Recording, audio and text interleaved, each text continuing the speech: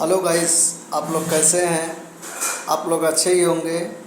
नमस्कार, मैं गायक कलाकार दिनेश लाल प्रजापति आप लोगों के बीच में एक छोटा सा धुन भेज रहा हूँ।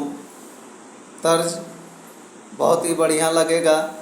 मेरे इस चैनल को लाइक करिए, सब्सक्राइब करिए, ज़्यादा से ज़्यादा शेयर करिए।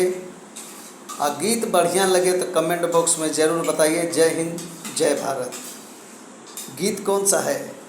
अरे अरे ना केहू के डर से है बबुली, अरे ना केहू के डर से है बबुली, ना कौनो मजबूरी में। अरे ना केहू के डर से है बबुली, ना कौनो मजबूरी में।